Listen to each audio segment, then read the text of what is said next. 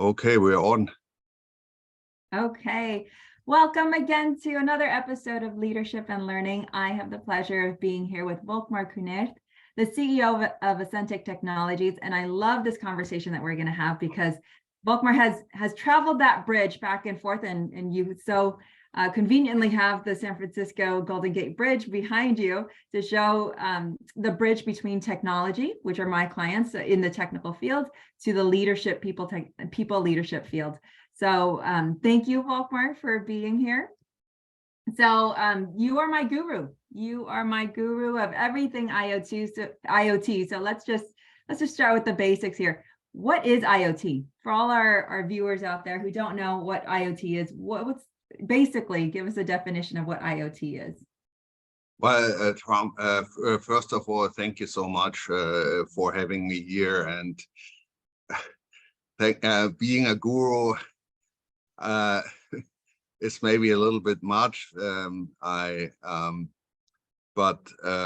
try to educate people on IoT. I have had a lot of webinars with hundreds of attendants, and so basically IoT stands for the Internet of Things, and the Internet of Things is a ecosystem that connects sensory devices through gateways to the cloud, and receives information from those sensory devices, which could be temperature, occupancy, certain pressure, and so forth. That information that is collected through those devices is then in the cloud computed to make sense of certain processes, and then hopefully with human interference optimizes those processes so the end customer can have positive economic outcomes. And this could be a cash machine at a bank that needs scheduling and that needs remote repair or connectivity to, as an example, an occupancy sensor in a office that makes sure the office only gets cleaned when it's really occupied. For example, if I own thousands of different offices, to optimizing diesel gensets so they get maintained in a preventative manner. There are thousands of business models and applications of IoT. Yeah, I mean, it sounds like a vast ecosystem. How did you even get started? I mean, through all your career track, how did you end up in IoT? Well, I started with a company called Tower Power, which was focusing on optimizing energy assets such as diesel gensets, solar, battery, fuel cells for off-grid or bad grid cell phone towers in remote areas. And cell phone towers, it's very important to keep the power on all the time, because that's how these cell phone operators make money, by selling airtime. So it's also mission critical. Of course, keeping the cell phone towers running all the time, of course. And now you have your own IoT consultancy business, and you're finishing up your doctoral dissertation in IoT. So I think you're being modest. You are still my guru of all things IoT. And so speaking of your consultancy practice, if you're thinking about your customers, your previous clients that you've had, what are the kind of problem statements that they come to you with? I mostly work with CEOs and sales leaders, and I would break down the process into different stages. of my work. Basically, the first stage is to research the current stage of the company. My customers are companies that provide IoT solutions to the market. So I would do research on what has been your success, why did you succeed in those different verticals and in those different environments. I would do an assessment of all your competitors. I would even interview some of your competitors that are the most successful. I would do research into your technology, like real research papers. And then I would provide you with a analysis of my work, where you currently stand, what your options are to grow in different markets, why certain competitors are successful and why not, why I think certain product features are important but need to be improved, what business you're in, and that is about not just selling your technology features, but really helping you to line out the economic consequences or the economic upsides your customers enjoy because they utilize your technology, and basically enable you to not just sell features by price, but enable you to sell your technology as a value add for your customers, so your customer can see how he either saves money or makes more money or gets more competitive by utilizing your products, because that's the end goal, basically.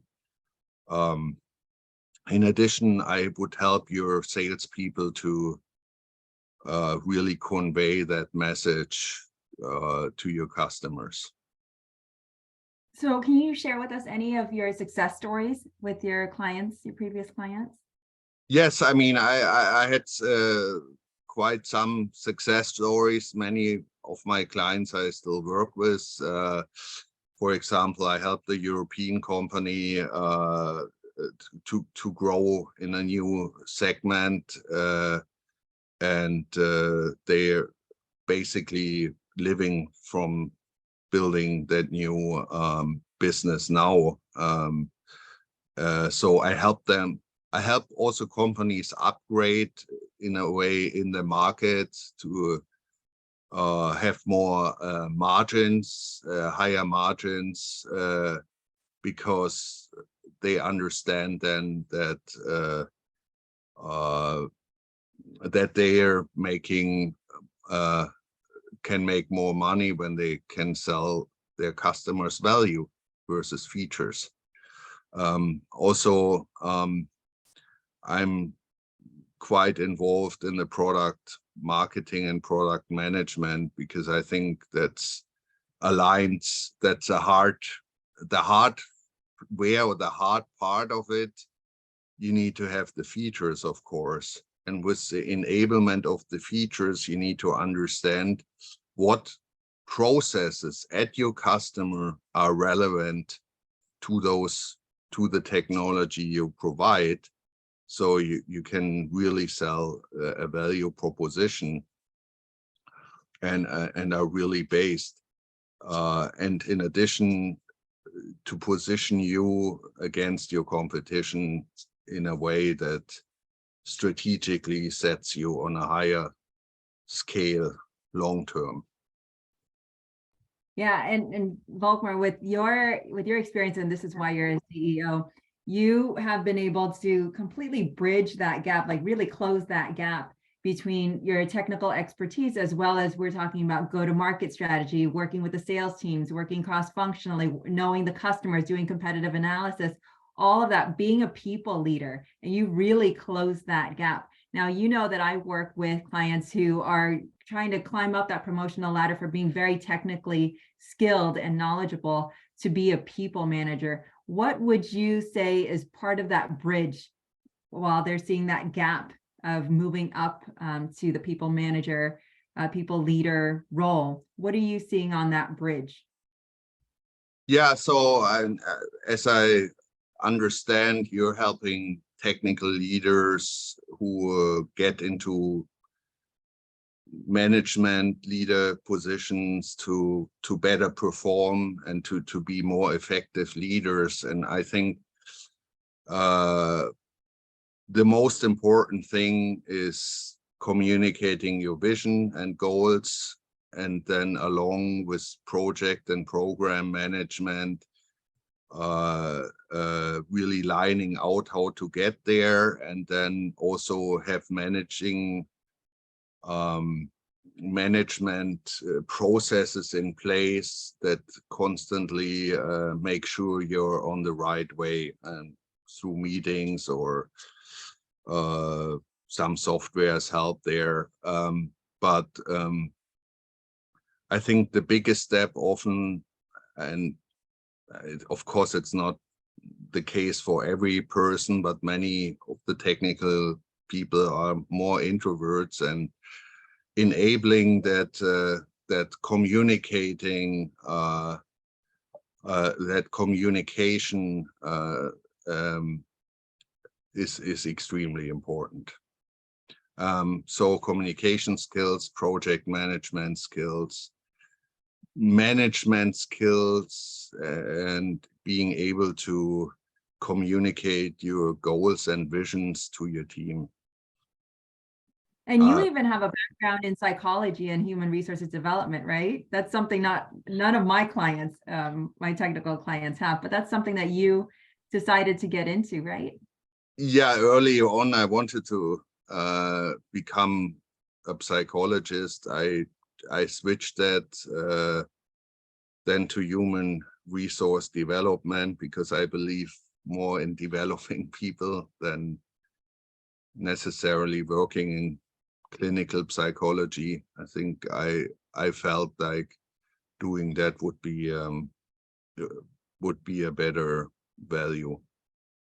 And then I got, interestingly enough, in very technical fields, and that's why I'm working on my thesis now, which is in economics actually. So I research on the economic effects of the Internet of Things. I can't wait till you finish that and then you publish it. Yeah. We will have to definitely celebrate. So any last advice or any last words, Volkmar, for especially my clients? They're in that point where they're anticipating and they're nervous and they've got this a little bit of inhibition to make that leap from all I've known is just technical skills. I know I'm really good at that. That other land over there, that people leader land is just kind of scary. Any advice you can give? Well, I think, everyone has inherent strengths to himself or herself. So just stay yourself, be humble, and talk to your people. They will appreciate that. And then analyze all the information, and I'm a big believer in empowering people. If you learn to empower the people that follow you, I think you're gonna be successful.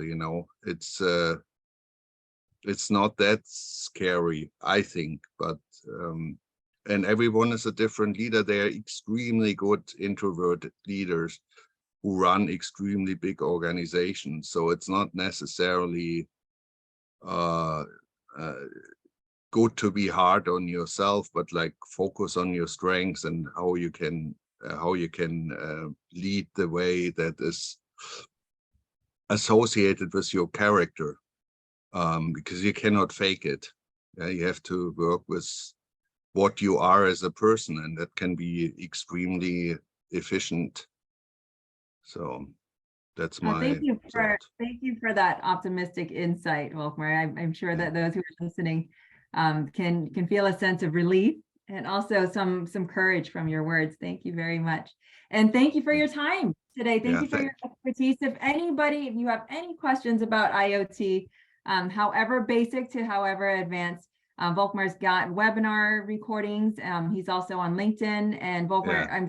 are you open to folks connecting with you and asking you questions? Oh yeah, absolutely. I'm on LinkedIn, and so my company is called Accentec Technologies. I'm gonna have a more strategic consulting website soon, which we're working on, and you can also check out our YouTube channel with where I have panel interviews with industry leaders on IoT related subjects, IoT and energy, Accentec Technologies on YouTube, and my LinkedIn, just Google me, and